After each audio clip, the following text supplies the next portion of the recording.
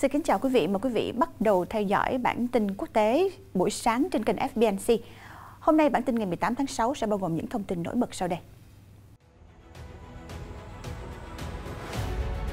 Không chỉ ra lời cảnh cáo, không chỉ hành động quân sự, Hạ viện Mỹ vừa tuyên bố sẽ thông qua đạo luật mới tiếp sức cho Đài Loan trước nanh vuốt Trung Quốc.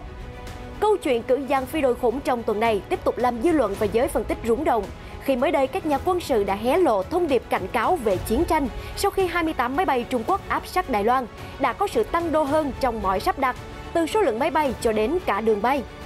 Trong lúc đó, hội nghị thượng đỉnh Mỹ-Nga vừa kết thúc tốt đẹp. Tổng thống Biden nói rằng đang tìm kiếm sự ổn định với Nga trong mối quan hệ tam giác với Trung Quốc. Ở một diễn biến khác, một cuộc chơi quyền lực mới vừa được hình thành khi các cường quốc châu Á âm mưu lấp đầy khoảng trống của Mỹ ở Afghanistan. Những thông tin đáng chú ý khác, 4 chiến đấu cơ tàng hình thế hệ 5 Su-57 sẽ nhập ngũ lực lượng Nga trong năm nay. Mỹ muốn tăng ngân sách phòng thủ tên lửa trước các mối đe dọa. Các quan chức Mỹ, Nhật, Hàn sẽ gặp nhau cuối tháng này về các vấn đề Triều Tiên. Các quốc gia vùng vịnh nóng lòng can thiệp vào thỏa thuận hạt nhân Iran. Hé lộ thông tin SpaceX bỏ qua cảnh báo an toàn khiến chuyến bay thử nghiệm phát nổ. Tất cả sẽ được cập nhật ngay sau đây trong bản tin quốc tế sáng ngày 18 tháng 6.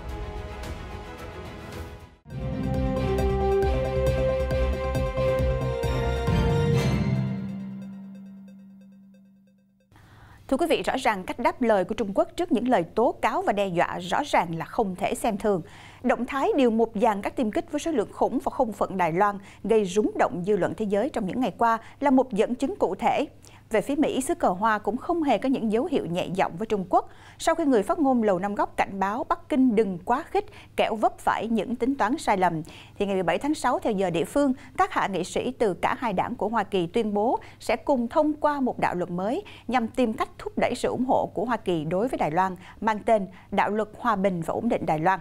Nguồn tin từ Reuters cho biết các thành viên từ đảng Dân Chủ và cả đảng Cộng Hòa của Hạ viện Hoa Kỳ sẽ ban hành luật hỗ trợ Đài Loan trong tuần này như một phần trong nỗ lực của Quốc hội Mỹ nhằm có đường lối cứng rắn trong chính sách ngoại giao với Trung Quốc. Các đại diện Amy Barra và Steve Chabot, hai hạ nghị sĩ từ hai đảng phái, cũng là đồng chủ tịch của tiểu bang châu Á-Thái Bình Dương thuộc Ủy ban Đối ngoại Hạ viện, sẽ cùng giới thiệu Đạo luật Hòa bình và Ổn định Đài Loan, một biện pháp để Mỹ hỗ trợ không gian ngoại giao, kinh tế và vật chất cho hòn đảo. Điều đáng chú ý, đây sẽ là một lĩnh vực mà cả hai đảng phái vốn luôn tồn tại những bất đồng sâu sắc trong nội bộ nước Mỹ có thể sẽ cùng lên tiếng. Theo Reuters, Bộ Ngoại giao Đài Loan đã bày tỏ sự cảm ơn về sự ủng hộ này từ Mỹ và cho biết họ sẽ chú ý đến tiến trình của dự luật. Một thông tin khác được hạ nghị sĩ Pera cung cấp đó là mục đích cuối cùng của phần lớn đạo luật Đài Loan mới sẽ được đưa vào đạo luật đại bàng, một dự luật sâu rộng về giao dịch để đối phó với Trung Quốc mà đại diện Greg Meeks, Chủ tịch Ủy ban Đối ngoại Hạ viện đã đưa ra hồi tháng trước. Theo dòng sự kiện trước đó vào ngày 18 tháng 6, Thượng viện Hoa Kỳ đã thông qua Đạo luật Cạnh tranh và Đổi mới của Hoa Kỳ, gọi tắt là USICA, một dự luật trị giá khoảng 250 tỷ đô la nhằm thúc đẩy khả năng cạnh tranh của Washington với Bắc Kinh, bao gồm hỗ trợ lớn cho sản xuất chất bán dẫn và thiết bị viễn thông nội địa. Sau tất cả những động thái này, một câu hỏi được đặt ra là liệu chính quyền nước Mỹ có đang dần ủng hộ việc thay đổi lập trường, mơ hồ chiến lược lâu nay với Đài Loan hay không?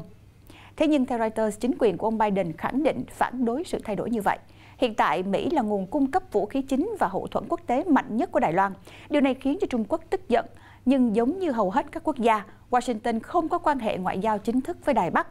Bắc Kinh đã luôn nói rằng hòn đảo là một phần của một Trung Quốc và thường xuyên tố cáo sự can dự của nước ngoài là can thiệp vào công việc nội bộ của nước này.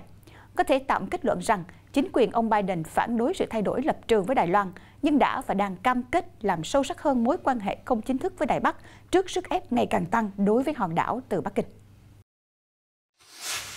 Trong lúc đó, thì tàn dư sau cuộc xuất kích khủng của 28 chiến cơ Trung Quốc vào vùng nhận dạng phòng không Đài Loan là một mối lo ngại về một bước tiến tăng đô của quân đội Trung Quốc. Sự tăng đô ở đây không chỉ là vì số lượng lớn nhất chưa từng thấy của dàn chiến cơ mà Trung Quốc cử đi, mà còn là ở hướng bay của cuộc ghé thăm lần này. Theo báo cáo của Cơ quan Phòng vệ Đài Loan, dàn phi đội Trung Quốc đã ngang nhiên bay rất sâu vào vùng ADIZ của hòn đảo, tiếp cận vào những khu vực mà trước nay chưa từng có tiền lệ. Từ đây, các chuyên gia quân sự cho rằng Trung Quốc đã sẵn sàng cho một cuộc chiến. Theo đó, một nhóm oanh tạc cơ Trung Quốc đã đi sâu vào ADIZ, đánh vòng đường bay từ cực nam đảo Đài Loan và áp sát bờ biển phía đông của hòn đảo. Tờ South China Morning Post hôm 17 tháng 6 đã dẫn lời của các nhà phân tích quân sự bày tỏ sự lo lắng khi đây là lần đầu tiên nhóm máy bay của Trung Quốc tiếp cận vào phía đông của hòn đảo. Bởi lẽ đây là khu vực xa nhất so với Trung Quốc, được che chắn bởi các dãy núi ở trung tâm hòn đảo. Điều đáng nói là có 2 căn cứ không quân lớn của hòn đảo nằm ở Đài Đông và Hoa Liên tại khu vực này, luôn sẵn sàng có bước đi quan trọng trong bất kỳ cuộc xâm lược nào. Theo ông Derek Grossman, nhà phân tích quốc phòng cấp cao tại Rand Corporation, một tổ chức tư vấn của Mỹ cho biết, động thái mới nhất giúp lực lượng không quân giải phóng nhân dân Trung Quốc PLA nâng cao năng lực tác chiến phù hợp để huấn luyện trong điều kiện thực tế, sẵn sàng cho một cuộc chiến tranh thực.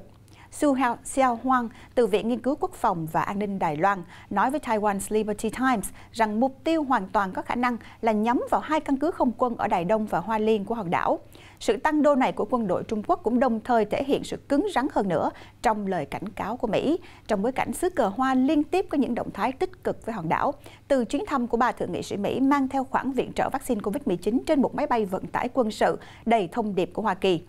Bắc Kinh đã tố cáo động thái này là vi phạm chủ quyền của nước này. Bên cạnh đó, đây cũng là hành động đáp trả của Bắc Kinh sau vài đòn nắn gân trước đó của Hải quân Mỹ, bao gồm việc tàu sân bay USS Ronald Reagan đi qua Biển Đông đang tranh chấp và một cuộc tập trận với Hải quân Nhật Bản được thiết kế để cải thiện khả năng hoạt động song song của quân đội Mỹ với đồng minh.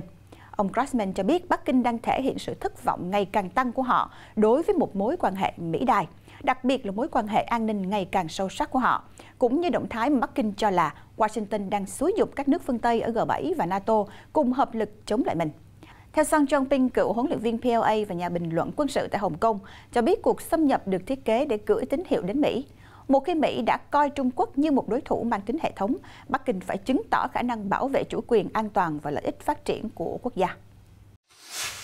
Thưa quý vị, nhắc đến cuộc giao tranh Mỹ-Trung thì không chỉ dừng lại ở câu chuyện của riêng hai nước, mà dư luận quốc tế sẽ biết đến nhiều hơn với mối quan hệ tam giác với Nga sẽ là đỉnh chóp còn lại. Đó cũng là lý do mà Tổng thống Biden đã luôn luôn hy vọng xây dựng một mối quan hệ ổn định và có thể đoán trước được với Moscow.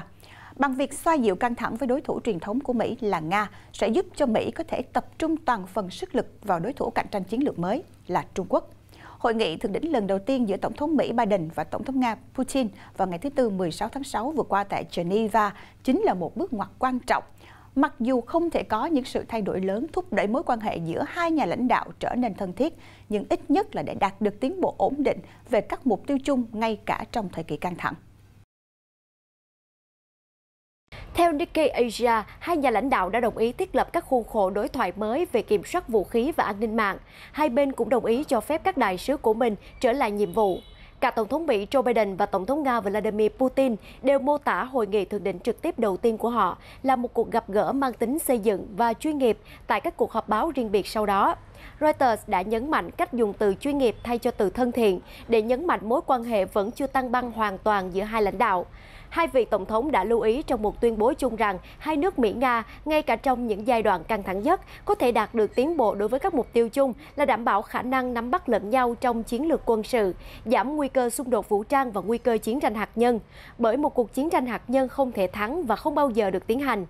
Ông Biden cho biết ông đã nói với ông Putin rằng chúng ta cần một số quy tắc cơ bản mà tất cả chúng ta có thể tuân thủ. Nhà lãnh đạo Mỹ nói thêm với các phóng viên, điều cuối cùng mà ông Putin muốn bây giờ là một cuộc chiến tranh lạnh với Washington. Đồng thời ông Biden lặp lại nhận định của mình là Nga đang bị Trung Quốc chèn ép và vẫn cố gắng tạo ra vị thế là một cường quốc.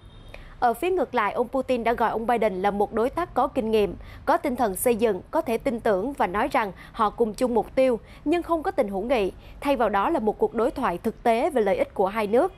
Trước đó, Tổng thống Putin đã nói rằng ông không tin Trung Quốc là mối đe dọa với Nga, vì Nga và Trung Quốc đã phát triển quan hệ đối tác chiến lược mà trước đây chưa đạt được, cũng như mức độ tin cậy và hợp tác cao trong mọi lĩnh vực, chính trị, kinh tế, trong lĩnh vực công nghệ, trong lĩnh vực hợp tác quân sự và kỹ thuật. Và trong một phân tích được đăng tải trên tờ Nikkei Asia cho thấy một yếu tố khác khiến cho Tổng thống Biden thúc đẩy quan hệ bình thường hóa, thậm chí là hợp tác với Nga và Thổ Nhĩ Kỳ, là tình hình ngày càng trở nên căng thẳng ở Afghanistan. Bởi lẽ, quyết định rút lui của quân đội Mỹ khỏi Afghanistan cũng đã kích hoạt một cuộc chơi quyền lực trong khu vực giữa các quốc gia châu Á, từ Trung Quốc đến Thổ Nhĩ Kỳ, từ Nga đến Ấn Độ. Tất cả đều đang tìm cách tận dụng khoảng trống quyền lực ngoại giao ở Kabul mà Mỹ để lại với các tham vọng khác nhau. Người tham gia cuộc chơi quyền lực này trước tiên phải kể đến là Thổ Nhĩ Kỳ. Quốc gia cũng đang tự đặt mình vào vai trò an ninh quan trọng sau khi Mỹ rút quân. Thổ Nhĩ Kỳ thông báo rằng lực lượng của họ sẽ ở lại bởi vì nước này đã phát hiện ra cơ hội kép ở Afghanistan. Thứ nhất, Ankara đang đề nghị để được bảo vệ sân bay quốc tế Hamid Karzai ở Kabul, một liên kết quan trọng với thế giới. Ngoài ra, Thổ Nhĩ Kỳ cũng muốn nâng cao vai trò của mình trên trường quốc tế bằng cách định vị mình có sức ảnh hưởng ở Afghanistan. Thổ Nhĩ Kỳ hầu như không đơn độc khi nhìn thấy triển vọng bước vào khoảng trống do Mỹ để lại. Trung Quốc, quốc gia có chung đường biên giới với Afghanistan, từ lâu đã để mắt đến nước này như một đối tác kinh tế, một hành lang có thể là hành lang sinh lợi cho sáng kiến xây dựng cơ sở hạ tầng, vành đai và con đường, cũng như nguồn khoáng sản. Nhưng tình trạng thiếu an ninh của Afghanistan đã chứng tỏ một vấn đề đối với đầu tư của Trung Quốc. Theo Nikkei Asia, trái ngược với các mục tiêu của Mỹ là bảo vệ Afghanistan và xây dựng quốc gia ở đó, Bắc Kinh coi Afghanistan là một cơ hội kinh tế. Vì vậy, Trung Quốc đang thận trọng hợp tác với đồng minh chiến lược và người anh em sắt đá Pakistan. Lực lượng có ảnh hưởng đáng kể đối với Taliban và đã bắt tay vào một cuộc đối thoại ba bên riêng biệt với Kabul và Islamabad để đảm bảo và phát triển Afghanistan. Hướng về phía bắc của Afghanistan, các nhà phân tích cho rằng Nga cảm thấy nhẹ nhõm khi Mỹ sẽ không còn hiện diện quân sự lớn gần sườn phía nam của mình, dù đôi khi lo lắng về một phong trào Hồi giáo có thể xâm nhập vào sân sau của chính Moscow. Một mục tiêu quan trọng khác, Nga hiện đang đào tạo các học viên lực lượng an ninh Kabul, đồng thời xem xét mối quan hệ quốc phòng bền chặt hơn với chính phủ Afghanistan. Quốc gia cũng đã yêu cầu mua vũ khí của Nga. Về phía đông, Ấn Độ vốn từ lâu đã ủng hộ chính phủ Kabul bằng sự hỗ trợ ngoại giao và đầu tư, được cho là đã đảo ngược chính sách lâu nay là không đối phó với lực lượng Taliban và hiện đang tham gia vào các cuộc đàm phán trực tiếp với lãnh đạo nhóm nổi dậy. Các chuyên gia kết luận rằng Trung Quốc, Nga, Iran, Ấn Độ và Thổ Nhĩ Kỳ đang chen lấn để trở thành những người chơi lớn ở Afghanistan thời hậu Mỹ với chiến lược phòng ngừa rủi ro. Chuyển sang những thông tin về cuộc đua khí tài quân sự của các nước. Theo trang tin Eurasian Times, Không quân Nga vừa mới báo cáo về kế hoạch nhận 4 máy bay chiến đấu tàng hình thế hệ thứ 5 Su-57 trong năm nay. Thông báo được ghi nhận từ Phó Thủ tướng Nga Yuri Borisov trong chuyến thăm nhà máy bay Komsomolsk-on-Amur mới đây. Trước đó có thông tin rằng Nga đang phát triển một biến thể mới của máy bay chiến đấu Su-57 để so kè với máy bay phản lực một động cơ F-16 và F-35 của Mỹ. Ngoài kế hoạch nâng cấp khí tài cho nước mình, bà Valeria Rushenikova, người phát ngôn Cơ quan Hợp tác Kỹ thuật Quân sự Liên bang Nga FSMTC, còn nói với các phóng viên rằng Moscow sẵn sàng đàm phán với Thổ Nhĩ Kỳ về việc chuyển giao máy bay chiến đấu thế hệ 5 Su-57 và máy bay chiến đấu thế hệ 4 cấp độ 2 Su-35, cũng như hợp tác phát triển các máy bay chiến đấu mới nhất của Thổ Nhĩ Kỳ.